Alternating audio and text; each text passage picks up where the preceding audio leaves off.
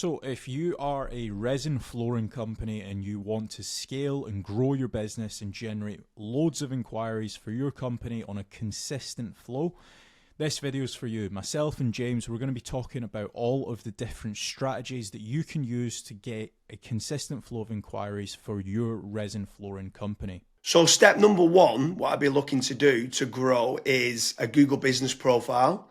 If you already have one, I'd be making certain that I would be reaching out to all my existing clients to try to get me as many 5-star reviews as possible. It's a great way, a Google business profile, to generate more leads. There's obviously getting citations and doing Google business profile posts and uploading photos on there. So that's definitely step one that I would be doing to try to generate more local leads. So step number two, this is kind of to bolster on to your actual Google business profile, is I would be creating dedicated service pages for each of your individual services as SEO optimized pages on your website. Now, the good thing is when you start doing that, it's also going to help, first of all, rank your actual SEO optimized page, but there's also a more likeliness chance of your Google business profile ranking and showing up for those keywords as well. So you're indirectly going to get more phone calls as well. Yeah, for sure. And if you are looking for more local leads, another option that you could be doing is PPC lead generation. That's pay per click within Google or within Bing, where you're trying to target the bottom of the funnel keywords that can try to generate you some more inquiries. The difficult part to this is you need to make certain you do team up with a good pay-per-click agency, because there is click fraud, and there's also needing to build up like a negative keyword list, so it's not people applying for jobs like a careers kind of job.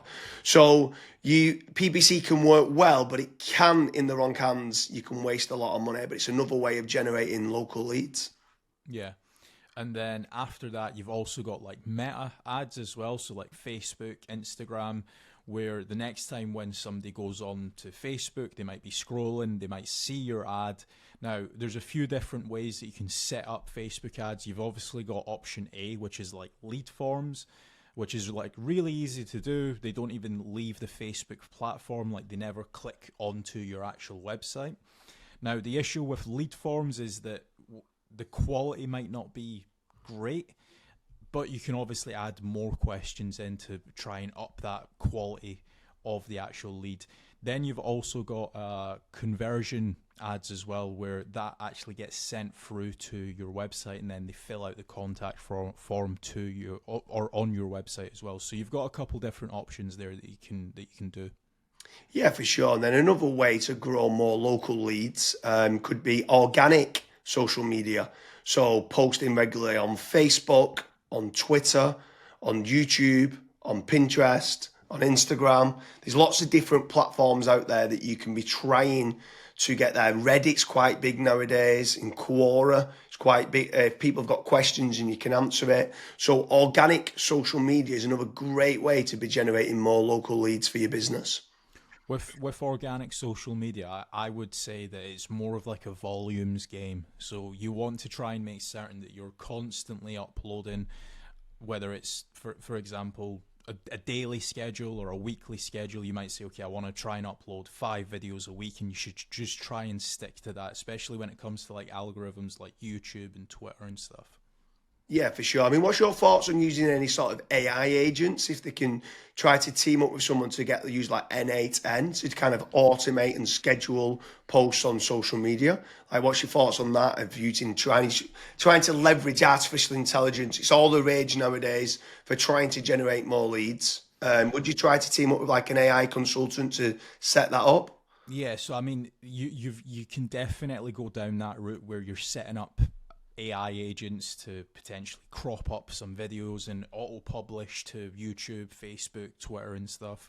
But another thing that I would also be focusing on is AI search. So a lot of people have started to kind of move away from Google. Not everyone, because there's billions of people still using it every single day, but there are slowly people starting to search in engines such as like ChatGPT, Gemini, Claude, Grok. And if your brand isn't actually showing up in any of those, you will have a little bit of an issue showing up and generating leads on those search engines as well. So that's another thing that I would be focusing on as a company.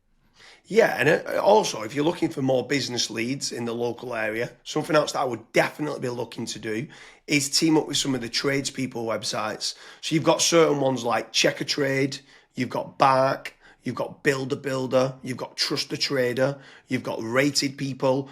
All these different platforms can generate you more local leads.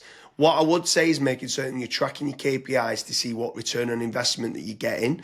You should be tracking not only the cost per lead, but the cost per acquisition and how much is that getting you on a return on investment. But tradespeople websites like those platforms can work very well. I would say make certain you check out the links in the description because we do quite a lot of different videos in comparing Checker Trade with FatRank or Bark with FatRank, Rated People with FatRank, Builder with FatRank. So now, obviously, I've mentioned there FatRank a few times, Kasra. Like, what's your thoughts on lead generation companies as opposed to tradespeople companies? Yeah, so with lead generation companies, I would almost say that every single lead generation company, you want to try and do your due diligence. So make certain that if you are in a specific niche, that lead generation company has actually generated leads in that industry before. I would also maybe even have like a strategy call with them and say like, okay, this is my budget, this is how many leads I ideally want, etc.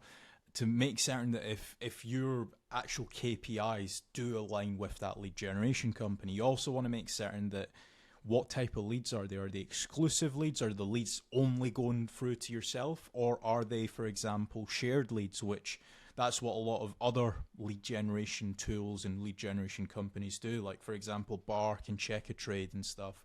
Whenever myself and James have spoke to company owners that have used those services, that's one of their biggest pain points where they say, yeah, it's a shared lead and it's kind of a rat race down to the bottom of who's the cheapest, basically. So that's a couple things that I would be asking lead generation companies before partnering up with them. Yeah, for sure. I mean, if anyone is interested in generating more local leads, I strongly recommend heading over to fatrank.com, where we have a commission-based lead generation service. That means you only pay a finder's fee on converted jobs. You have nothing to pay on the pay per lead. You have nothing to pay until you get paid, until you convert that job on a pay per sale basis and you've completed the job and been paid. That's when you only have to pay fatrank.com. So head on over to fatrank.com to see whether you qualify. But I want to kind of expand a little bit further, right? So what is your thoughts on inbound lead generation versus outbound lead generation? So I always prefer inbound. The conversion rate of not just getting the lead, but the lead actually converting into a paying customer, into money coming into your business bank account is a lot higher. The last stat that I saw for that was something like 16.1% end up converting into a paying customer as opposed to 1.4% when it's a outbound lead. Yeah, that's pretty crazy. That's like a 12... But yeah, it's 12 times more conversion. Yeah, Like, it's exactly. crazy how much more conversion that is. You need to do a lot of volume for kind of outbound, whether it's cold calling or cold email or like LinkedIn Sales Navigator and stuff like that. And sometimes you just need a lot more staff to do it as well. And people sometimes don't. They're looking at the cost going, I want to generate 3 leads. And they're like they think they're generating 3 leads, but they still cost of like the email sending, still cost of then the sales team tried to convert them and stuff like that. So yeah, I completely agree with you that inbound leads is so much better than kind of outbound leads. But then what's your thoughts then on some people ask the question that come through that want local leads and then they talk about, are these real-time leads? Like, is real-time leads very important to get? So as soon as they inquire, it comes through to you straight away. Yeah, it's very important. I think the last stat that obviously we this was internally that we saw was if you are able to get a real time lead, it converts 60% higher than was it 60 or 65%? 60, I think like 63% higher. And Right. when we got the KPIs down, it was like trying to respond in under a minute, and it was like, what? We used to think Yeah. 5 minutes was good, and then when people respond in under a minute, so inquiry comes in, can you either ring them or email them back saying thanks a lot for the inquiry, and then getting more information? Yeah, it was Yeah, so pretty. I mean, I'm not saying that every company needs to respond in under a minute, but there are certain things that we obviously look at Fat Rank when we're looking to partner up with businesses. That's one of the things that a lot of businesses they kind of fall short on, where they might be away for 5 days on holiday and they don't have somebody to pick up the leads, and we're still providing the leads. So there's all these little different nuances that we look at when we are partnering up with companies. But the best thing that I would recommend to anyone that's looking to scale their business, that's looking to get a consistent flow of in high quality leads, is just fill out the form at Fat Rank. The team will tell you if you're the right fit or if you're not, and we'll also tell you and give you feedback why you're not the right fit and what you should do as your next steps. So I hope you like all the different strategies to generate more leads for your resin flooring company. We generate a lot of leads at fatrank.com for polyurethane resin flooring leads, epoxy resin flooring leads, MMA resin flooring leads. It could be factory resin flooring leads or warehouse resin flooring leads. There's lots of different areas where resin flooring is needed. And if you head on over to fatrank.com, fill in the form and see whether we can generate you some more resin flooring leads.